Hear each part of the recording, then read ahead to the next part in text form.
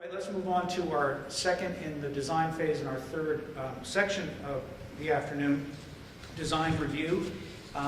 That's part of the overall design phase, but there have been two issues that the BCA has identified as potentially problematic with design review. One is that commissioning-related design reviews are being inconsistently performed and frequently miss the basic purpose and intent of a design review.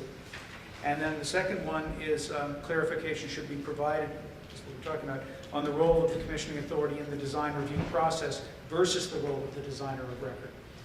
And I think Mark just teed that up interestingly, and we'll turn it over to Severio to talk about it a little bit more.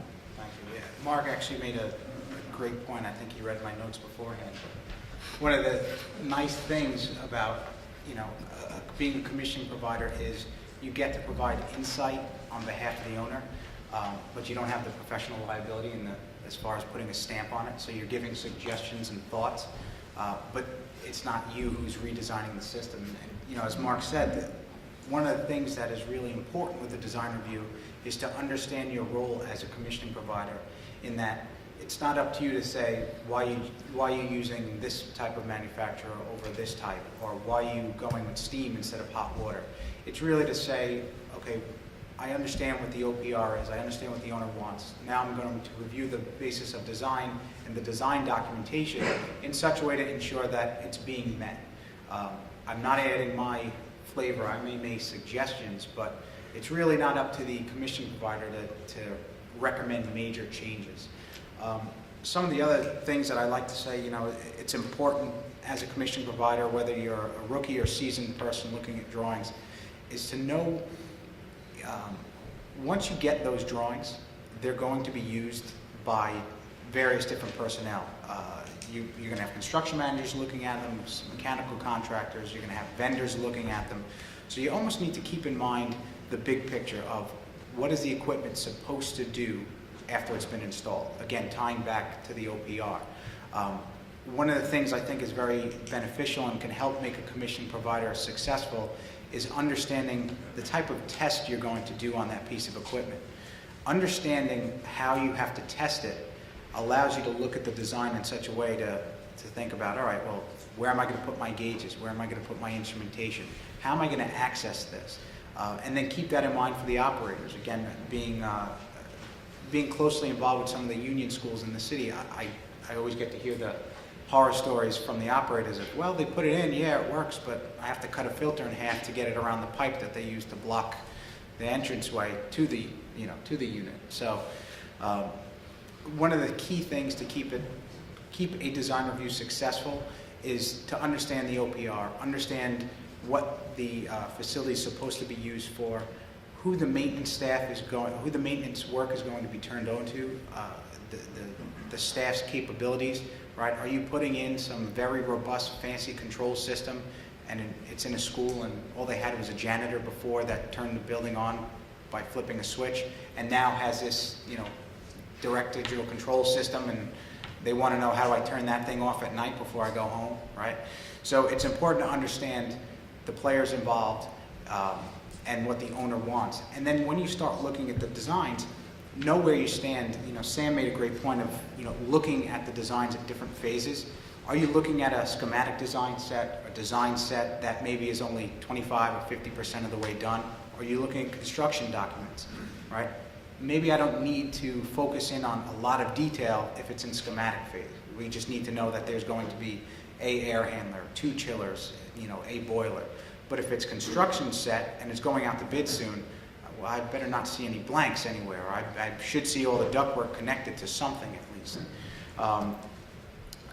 One of the other key aspects with the design review is understanding how the issues or findings are going to be addressed. And I think a lot of that stems out of the charrette, stems out of good communication, stems out of the commissioning plan, but I'm going to go through the drawings. I'm going to put together my list of questions, comments, findings, what have you. I can't just turn that into the owner. Sometimes the protocol dictates that I hand that over to the design engineer, and then the design engineer, he or she will sit down with me and we'll have a conversation about my questions, and we'll talk it through, and maybe the issues come off my list or they're addressed, or maybe there's something that you now turn up to the facility team or the operators or the to the owner and say, all right, well, we've got to this point, the commissioning agent made this, has this finding, we want to address it, but we need your direction, right? You need to understand, while you're looking at the drawings, what's going to happen when you find something wrong? What's the protocol and the communication process? I like to also coordinate in such a way that anything that I identify, I share with all members of the team, because I might see something as an issue, but the chief engineer may say, no, that's not a problem, we'll get around it. Or the chief engineer may have been, unfortunately, burned in the past by a specific instance and says, you know what, I insist on this, and it's something I would have never thought of. I had a project recently where the chief engineer wanted a steel beam above his chiller, and I would have never looked for that. But the chief said, you know what, I know at some point in time, the next 20 years while I'm here, that compressor is going to fail. There's right now nothing above it to actually chain fall and get that piece of equipment off. And there's not enough room around it to bring in a mini hoist. Put a steel beam above and I can have something to attach to. Easy, quick fix, but you know what? You just involve the chief engineer in the design review process. They love it because now they're already thinking what happens 15, 20 years from now when it fails. And it's an easy fix, better than having to put that in afterwards or do it after the equipment's been installed. Some of the tips and tricks I would share with a rookie, something that I learned, and I'm kind of partial to the area. My start was actually commissioning on aircraft carriers, so being around here brings me back many memories.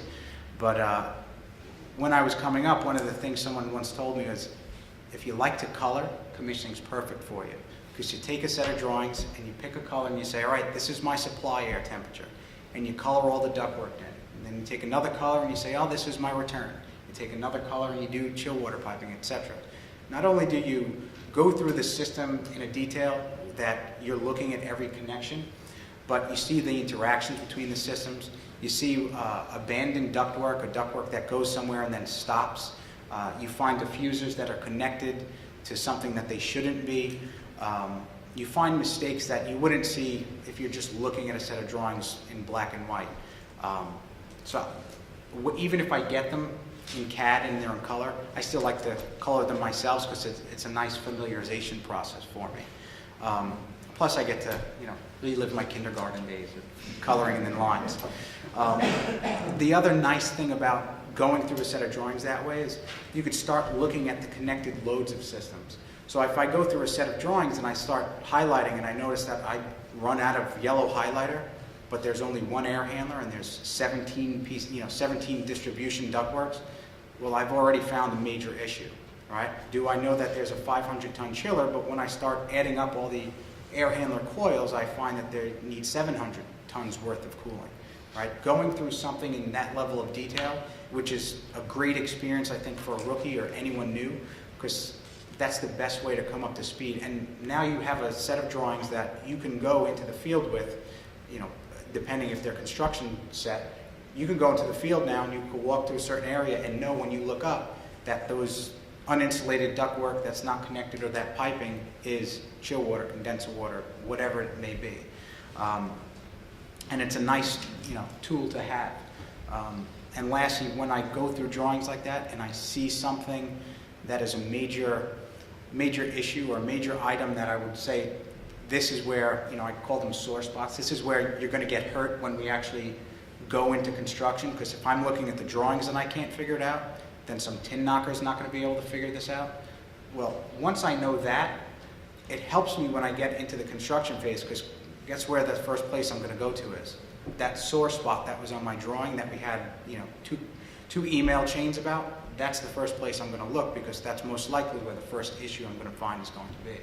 So that's my process with the design review, and I open up to my colleagues. Maybe they use different colors than I do. A lot of times I see projects getting into that coloring process, which is very a useful exercise, but they don't get into that process until the building's been lived in for a year and things are not working and you're trying to figure stuff out. That's the wrong time to be going through that process for the first time. You want to catch it beforehand.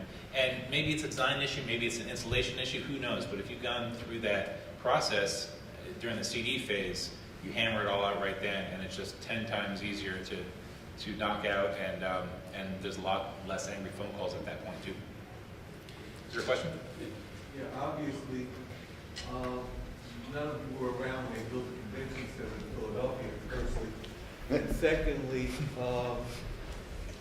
wouldn't you get into the engineering aspect of how to do the building in terms of its energy requirements at the beginning, say orientation of the building, say the load that the building may need, and how you're going to do that in a sustainable fashion? I hear you talking about chillers and today, again, it sounds like something that we were doing in the 50s instead of now it's 2013, where we should be orientating buildings so that they're solar cell. We should be looking at oxidized fuel cell engines.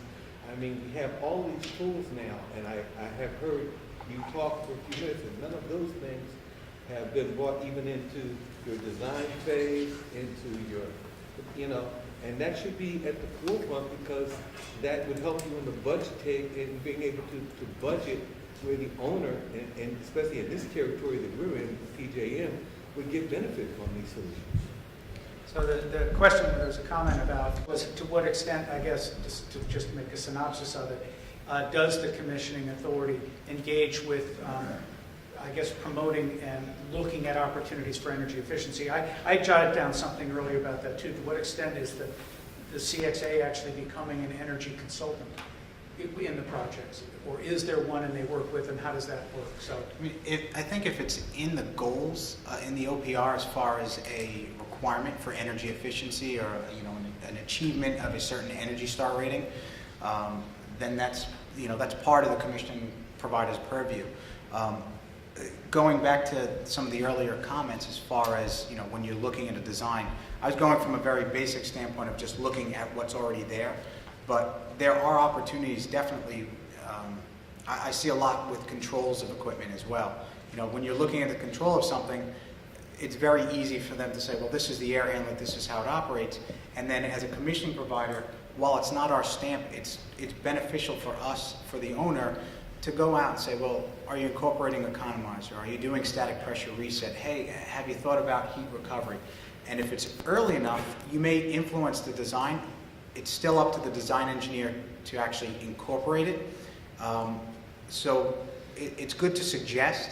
It's definitely nice to get to the table. Hopefully, you've built a good enough rapport with all the work you've done prior with